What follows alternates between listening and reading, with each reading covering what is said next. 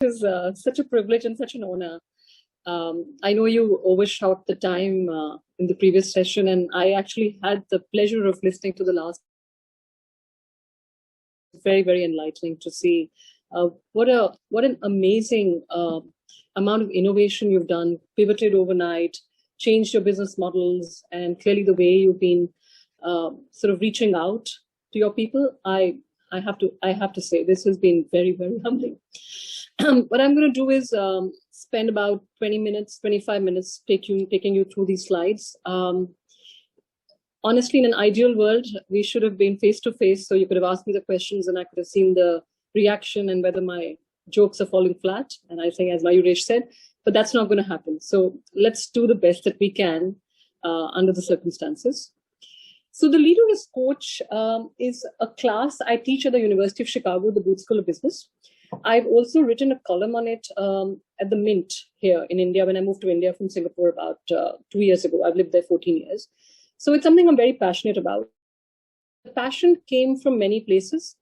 I worked in organizations where I've had a complete vacuum of coaching. So I know how debilitating it is for people. And I've also had mentors and clients and, just bosses who've been fantastic coaches. And to me, I could think of no better topic than this.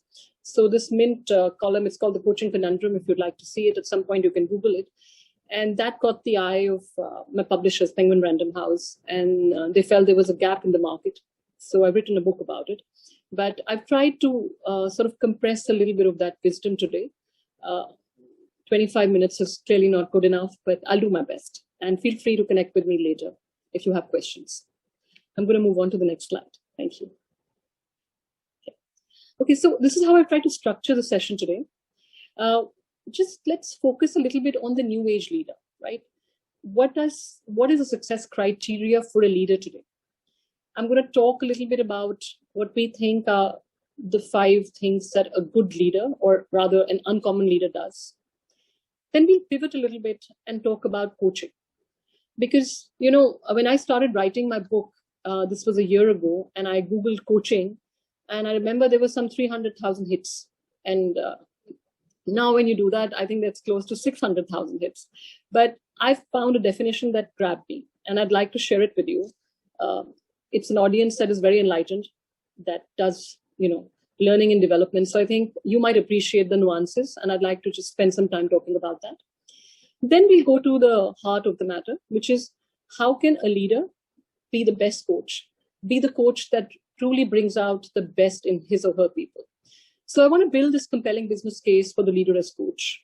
I want to talk to you just a little bit, very briefly, about coaching versus mentoring. We probably don't have much time today, but I want to zero into coaching in times of change, which is where we are today. We are experiencing a crisis of mammoth proportions, and I felt that no session is complete without talking about coaching in Corona times. It's something I thought we could just spend 5 minutes discussing. Works? Let's move forward. So the leader, right? What do I mean by the leader? So you'll see that what the slide that's coming on is more about the captain of the ship, or the leader, a CEO, a profit center head. But do remember that all of you are also leaders who have teams that work with you, for you. You have colleagues.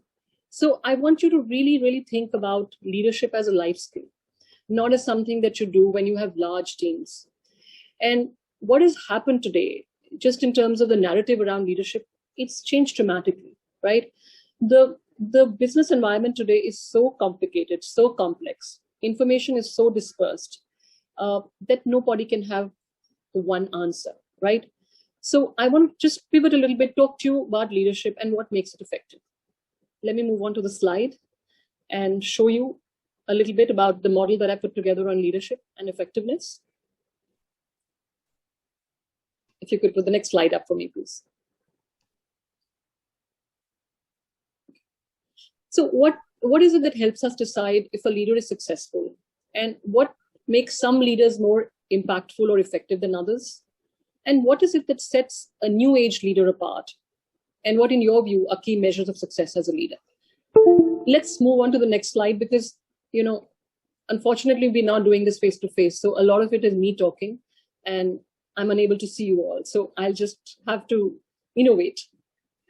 Okay, so when I started to really distill leadership, right, I thought about it as 4 types of capital, right? So we all focus in the last quadrant, which is human, but think about it as a leader. What else is it that's key, right? We've always known it's driving financial performance. That's the key to it. It's about achieving your numbers. So there's economic capital that we need to look at. Also, a very large part of it is developing that business, clients, brands, network. Again, something that you're all privy to. It's important for us. Then there's also the structural pieces, which somehow get lost. How do you position your organization, your firm, your business model, the culture? I moved it out of human, by the way, and the governance around it, right? That needs to be all in the structural capital that a leader does. And then, of course, in the human capital piece, which is what we use, a term we use loosely when we're trying to, say we're developing human capital or building on the reservoirs of human capital. It's really about the capability mix. It's about the alignment of skills. It's about how we hire people, how we nurture them, and how we reward them, right? So a leader needs to focus on all of these facets to truly become impactful or effective. So let's move on to the next slide. And let me show you a little bit about what the research is telling us today. So this is my book, by the way. I'm not, for no other reason. It's just because I have the pleasure and the privilege of having Kiran Majumdar-Shaw, who gave me the foreword for the book. And I was quite humbled with how she started the foreword. And she said, in a world with so much change, which is constant, right? When she's always asked about her leadership style, she said, I always pause and say, I don't control, I empower. For me, in order to have a successful business empire, one that she started in the 70s with 6 people, she says it was really about giving each individual the ability and the space to innovate, to think for themselves. And that's what uncommon leadership is about, right? Over years of research and through various journals, I think I've distilled it to 4, not even 5. It's about modeling the way. It's about enablement, and you'll see that word come again and again. It's about being a giver, and it's about elevating others. What do I mean by model the way? I'm just going to pause here and tell you. The pandemic is on. We all have pressures. Our personal and professional life is colliding. There are calls all the time. We have to be always on. So I spoke with the CEO who said to me, here's what I do. I just tell people that between 6 and 8, I'm not going to do any calls because I'm a single parent. I have to, look after my kids. I have to make sure that things are working smoothly in the house. And he said, I do it for a variety of reasons. Even though I have the support structure, it's a message I want to send out to the world that it's okay to take time out for your personal needs. And that's what role modeling is. It's about sending out the right messages. It's about enabling others, giving them the space and the time to actually breathe and think. And when you do that, you help them become a better version of themselves. Giving is about your time, your counsel, all of the good things that we hear when we talk about leaders.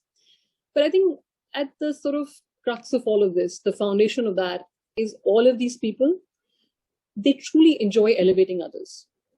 They sort of have this firm notion that as you go along your leadership journey, as you go about building these multi-billion empires, building people is a very important facet of it. And as you keep shining the light on others, and as you keep elevating others, you go higher. That's the premise on which they work. And that's what the research is telling us. So we've got that bit, right? What a good leader is, what are some traits of uncommon leaders? Let's look at what coaching is, because there's so much around it. By way of definition, by way of loosely referring to coaching as everything from couch to coach to a physiotherapist to a psychotherapist. I just wanted to talk to you a little bit about the definition of coaching. So I'm going to request you to just move the slides up a little bit. Yeah. Okay, so what does a coach do? We'll move on to the next slide. So this is a video, and please don't go off to sleep, and please don't organize for popcorn. It's exactly for 1 minute and 49 seconds. Please watch it. I've sifted through lots and lots, but I thought this came very close to the definition of what I'd like to propagate as coaching. If you can have the video on, please. Thank you.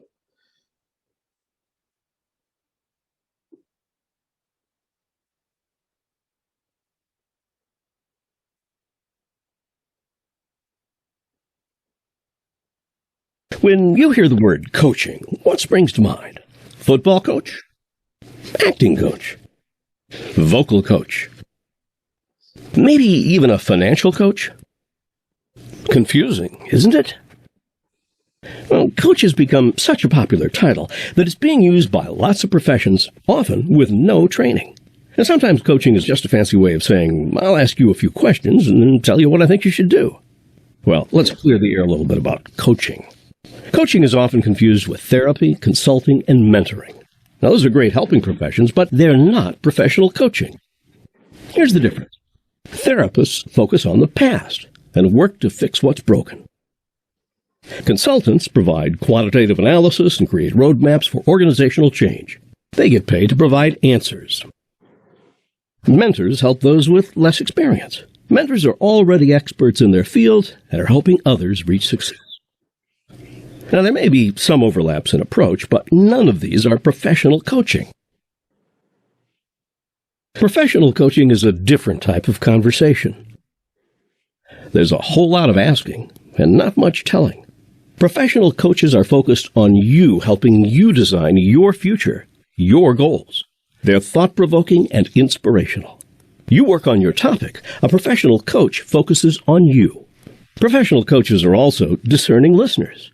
Empathetic, creative, intuitive, and curious. They're trained in coaching behaviors and competencies, which makes them really good coaches, and they're bound by professional standards and ethics. A professional coach will be your partner, your advocate, your champion. Want to try things you've only imagined? Weir Smith Leadership. Okay, we've got to stop. This is about the ad what's for this possible, film. Thank you. not what's limiting. Your future. Thank you. I tried hard to slice off this bit, but I couldn't. So I was trying to get someone to stop it at 1 minute, 49 seconds. But I think we're done here.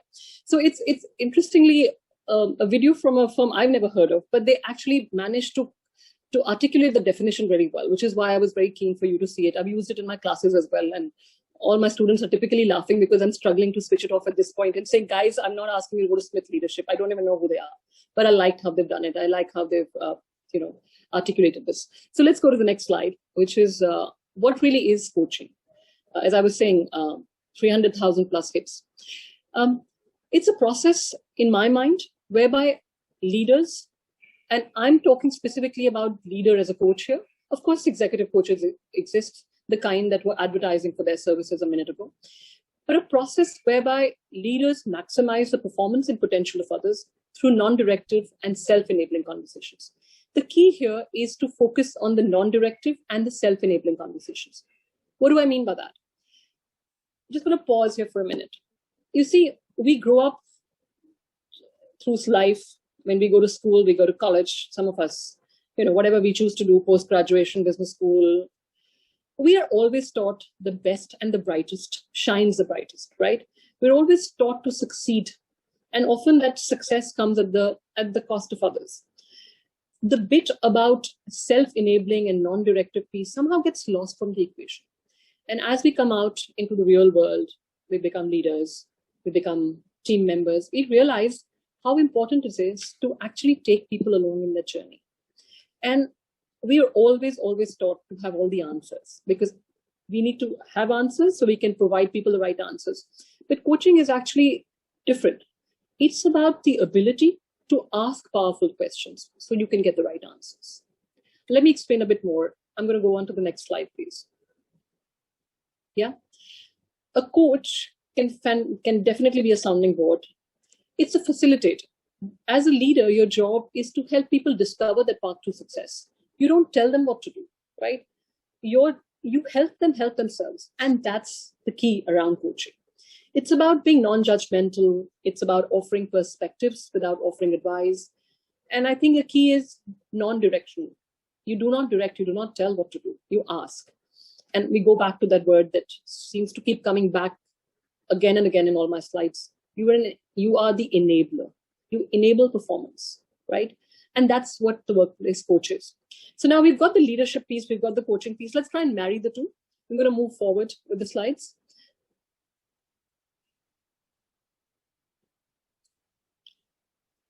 How do we then marry these two elements and talk about the leader as coach, which is the topic of our masterclass? I want to move to the next slide, please.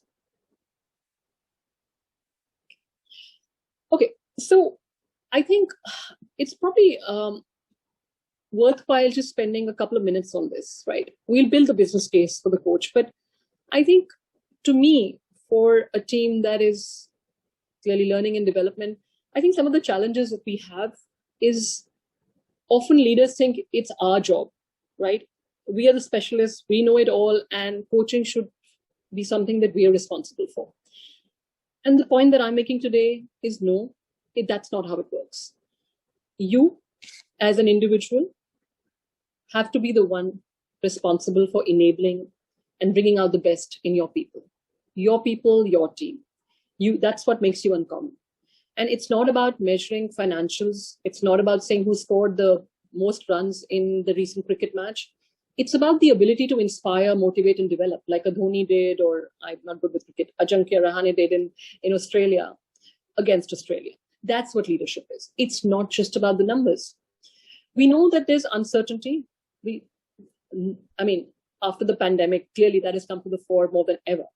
We know there's complexity. We know that information is dispersed. But that also means that we need to quickly pivot. We need to do decision making. We need to empower people. We need to be agile.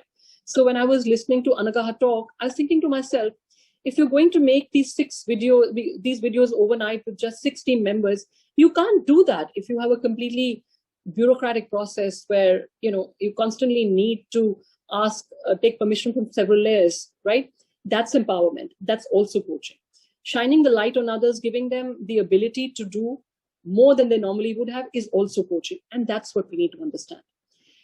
We all know there's research that your manager has the single largest impact on turnover and retention. I mean, you guys know this, right? There are Gallup studies and there are Aon studies, and everybody in the world has done a study, and we know that. And there's so much evidence to tell us, whether it's anecdotal, whether it's research, that learning and career development are the top drivers of employee engagement, right? But we also know that 70% of this learning does not happen via classroom learning.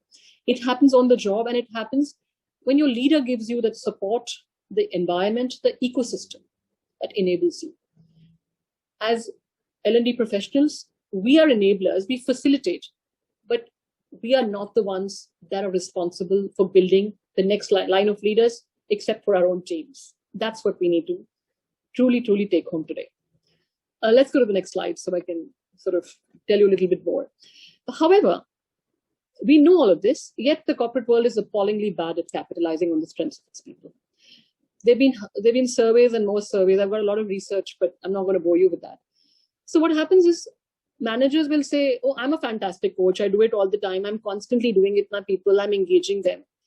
But the trouble is, if you dig deeper, you'll realize that while they say that, fewer than half will admit to finding the time, and even smaller percentage will demonstrate coaching behaviors. And the reason for that is quite basic, actually. We'll move to the next slide. The reason for that is we think we are coaching when we are basically telling people what to do. So I've been successful in the past. I was a brilliant leader, and now this is my way of giving you that same wisdom. So we try to create these mini-me's, but that's not what coaching is. Coaching is helping people find their own path. Coaching is pivoting. It's about reinventing the wheel. It's about doing things at very short notice. It's about being agile and nimble. And that doesn't come if you're constantly telling people what to do. And why are most managers not great coaches? As I said to you earlier, it's a skill that is not taught consciously. It doesn't come naturally to most of us. Traditionally, the notion of being a good leader is about having all the answers. Whereas coaching is moving away from that. It's about asking, not telling. And then there's this wonderful Peter principle. I don't know if you guys are aware of it. It's a satire from the 1960s. And it says a lot of people get promoted simply because they hang around, right? Not because they're competent, because we're constantly using promotion as a reward for past performance. You've been successful in the past. Oh, I'll elevate you to be a team leader. Oh, you're doing okay. Okay, or you're threatening to leave. Oh, I'll make you. I'll give you the next role. And the problem with that is, it doesn't mean that these people either enjoy being a leader, enjoy coaching, or are good coaches themselves. So it's hard work at so many levels.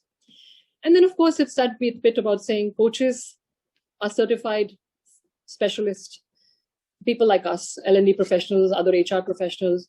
And so it's not my job. So kuch coaching ka kaam hai, okay, we need to do something, we'll outsource it. That's also the challenge here.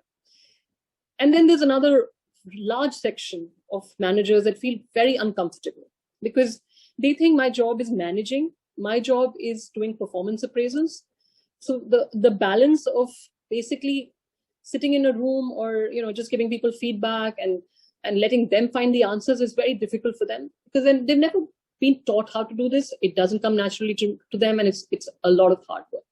So I'm only saying all this to all of you because I can't see you, and I don't know if you're nodding at me, but if you look at this, you will realize a lot of us have those challenges, have experienced them, and continue to do that. We go on to the next slide, please. So what is a good leader coach? Stuff that I've already told you. It's about finding that balance between being collaborative and directive. Of course, there are times when you need to be directive. You need to occasionally tell, but you need to find that balance between when you can help people find the path and when they need to know how to get there. There's times when you need to give advice versus aid in discovery. And I constantly say that to a lot of leaders today is, you've done it in the past, you've been successful, but the world is changing. It's time that you started treating your team members as equals. People who have a voice, ask them, don't tell them. I don't know Mayuresh and Anaga's stories because clearly I came in at the end, but I find it hard to believe all the fantastic work that they've done as a team or as an organization would be one person telling others what to do.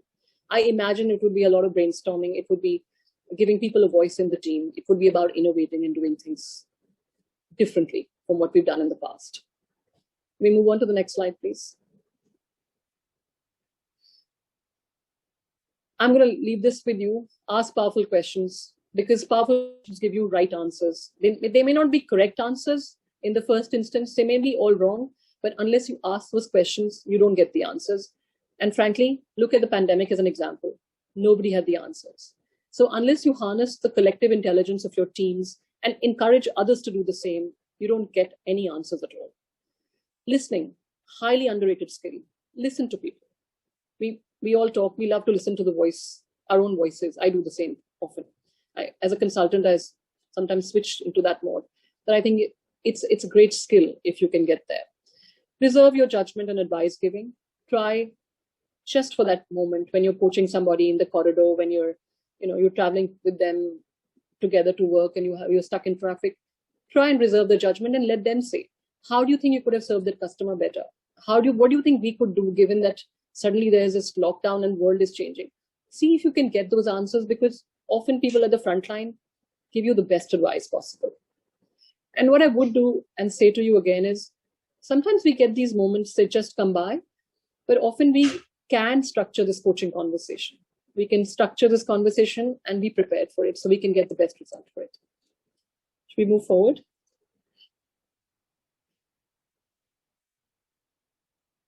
Next slide, please. I'm going to make it brief. I know we're running short of time, but I thought this was an important one to do. So this is the pandemic for us, but we couldn't be ready because nobody knew what was coming.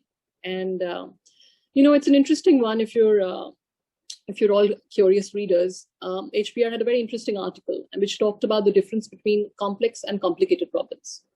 Complicated problems have best practices. We've done them before. There are always experts who tell you what to do. Complex come from the realm of the unknown. There are no best practices. There are no past precedents. So we have to find the answers on the go, just like a lot of you were describing, and clearly you've done it very, very innovatively. So think about a lot of this as complex problems, and complex problems need different kinds of answers, or rather, we have to find those answers together. Let's move forward. Next slide, please. I'm sure a lot of you are aware of it, so I won't spend time on it. But if you Google it, you'll find hundreds and hundreds of hits on what we call the change curve. Interestingly, the change curve was developed for terminally ill patients, right? And only recently, about a couple of decades ago, we started transposing it to the corporate world because we felt that we could take it. And if you feel as managers, as leaders, you could perhaps imbibe some of these traits of a good leader coach, you will realize that we've been through a lot in the pandemic, right? We're all in a very different life situation. So if you can internalize some of this and help the dip a little less severe in this valley of uncertainty, you will take your people higher and you will make them better leaders in the process. I'm going to go forward because I'm conscious of the time. Next slide, please. Yeah. So this is a framework I developed many, many years ago. Think about it like this. There are coaching frameworks, there are models, there are tools, there are examples, right? There are some in my presentation in the annexure. I'm sure the organizers can send it to you. There's a GROW model, which is very, very popular, and you can Google it. So yes, all of that is great. And, that's a rational aspect of it. That's how when we think from the head. But the bit is about the heart. Think about empathy. But I kept talking about it. One of the things about this pandemic is realizing that not everybody's in the same boat. Some of us could have speedboats and some of us could have, those canoes or those dinghies, right? So we just have to empathize and realize that not everybody's in the same life situation. As a leader, as a manager, please appreciate that. Some people have patchy internet connections and barking dogs, like mine was barking, I don't know if you could hear him, or screaming kids. We need to take that reality into cognizance. That's also coaching. Building those reservoirs of trust so that your people trust you is also critical. If you're constantly calling on them, checking in on them, especially for those that you had to pivot and work from home became a reality, think about it. Check on them. Don't constantly keep checking in on them. Be more involved with their lives. In your own way, see if you can encourage them. But the third bit is you need to give them a path. I talked about it earlier. See if you can be the perfect role model. See if you can demonstrate that you care and influence how they work day to day. And those are traits of coaching as well. Coaching is not just a 30-minute structured conversation in the conference room. Coaching happens in every in corridors, it happens in hallways, it happens unfortunately now through a screen. You just have to embrace the reality and take your people to the next one. Next slide, please.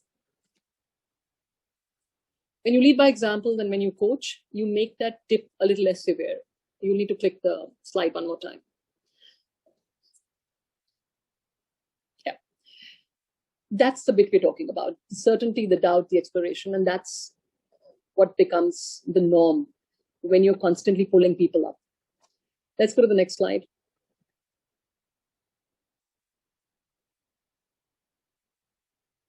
Okay. Last slide. I'm going to end here. I do have a few more, but we don't have the time and I don't want to keep giving you more. So if you could just click on the slide and let all the four show, I'm going to talk about it very quickly.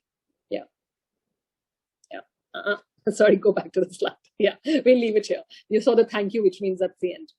So think about empathy as not giving people the time to slack off, but cutting them some slack. I said that example, I always love to tell everybody, we're in the same storm, we're not in the same boat. So think about how you could perhaps be a more empathetic leader. Bounded optimism. The fact of the matter is, often we have to move with the times. A lot of people have lost jobs, we've had to let them go, etc. Yet, as a leader and as a manager, we need to give them optimism, which is still bounded in the sense you have to tell them that whatever happens, I'm there for you. You can't promise them the earth and the moon and everything because the reality changes every day. But unless you give them the encouragement and the confidence to move forward, they will keep slipping deeper and deeper into that valley of despair. This is a bit I talked about earlier. Give everyone a voice. It's no longer about the leader telling us what to do.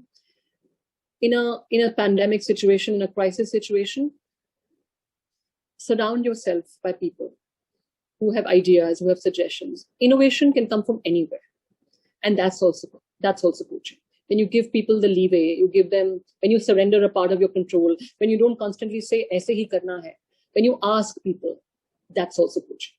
And the last bit, as I said to you, is build those reservoirs of trust. Time and again, articles are telling us that people feel that the managers don't trust them. They're constantly checking in on them. Think about in your own way how you can build that reservoir of trust, because that is the key to everything. And that's what will make you shine brighter. And I think I keep saying this again. To me, the more you shine the light on others, you will shine brighter. The more you think of elevating your people, enabling them, you will go higher. And with that message, I'm going to leave you. There are some tools and frameworks and models and lots of stuff that a lot of you know already. But if you'd like to know more, please ask the organizers to get in touch with me. It will be my pleasure to share what I have. I have a lot of this, but I can't go further. I'm cognizant of your time. Thank you very much.